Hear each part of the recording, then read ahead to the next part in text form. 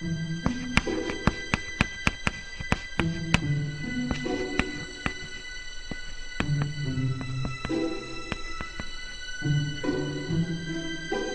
best to say this?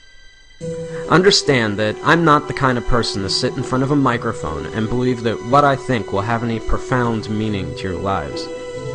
But you see, although what I have to say may upset a few of you, a few months ago I had one of those life-changing moments that forced me to realize that I've made a lot of stupid mistakes in my life. And you know what they say, make films about what you know. The problem was, why should the thousands of you now watching this believe me when I say that video games were to blame? Understand that I've played video games my entire life, starting with Atari and Nintendo, right up till just a few months ago. Over the years, I could only calculate that I've lost thousands of dollars and tens of thousands of hours of my life to them. But when I considered their effect on my life, I had to face the fact that years of gaming had not made me smarter, and button mashing had not improved my reflexes. I was not a kung fu master, I couldn't properly swing a sword, and in a zombie apocalypse, I probably wouldn't last 5 minutes. We often forget that video games are entertainment. That means beyond making you feel good, they have no lasting value. Regardless of how important it may feel to you, there is no place on a resume for Xbox achievements. The real pain behind my years of video game addiction was that I never realized their true cost. Sure, it was just a few hours here or there, but over 3 decades, I'm not just sickened now by the amount of my life I've spent, but more so by all the important stuff that I willingly pushed aside to make time for games. For the sake of entertainment, I was willing to give up sleep, health, and ambition. For what? We fool ourselves into thinking that virtual achievements and virtual friends are adequate substitutes for real-life ones. To be blunt, video gamers seem to be fine giving up their real lives for simulated ones, full of depression and loneliness. I know the true cost of gaming are all those lost years that I could have spent with friends, creating art, or being a better husband. 3 months ago, I had to face the facts that I was alone, overweight, and divorced.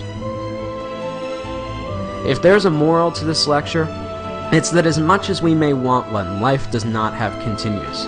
For much of my life, I was eager to trade away countless opportunities, friendships, and love for experiences that don't really exist.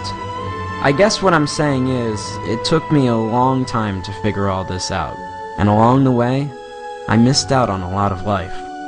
At the risk of sounding like an after-school special, don't allow something as stupid as video games consume the best years of your life at the expense of all the greatness you could achieve. Consider this my promise. That's a mistake I don't plan to make again.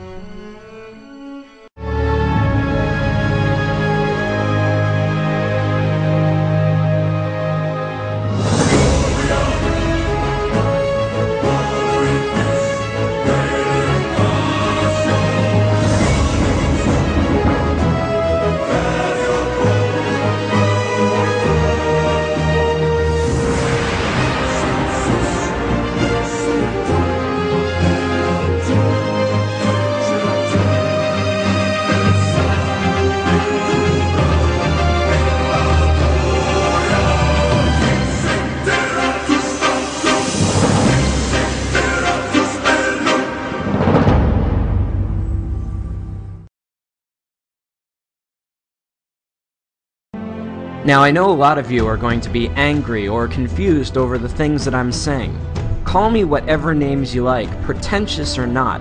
Understand that while I don't hate video games or the people that make them, I'm still worried about their overwhelming negative effects that they've had on my generation. But halfway through animating this film, I came across a documentary about the Penny Arcade convention, and that's when it hit me. Healthy gamers do not dwell away on the games, but instead embrace the community.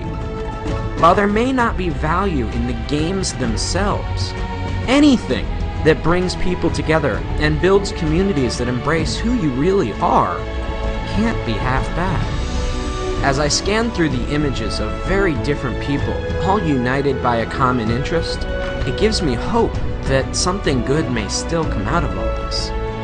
We are the first generation forced to find a balance between letting technology improve our lives or risk allowing it to dominate us.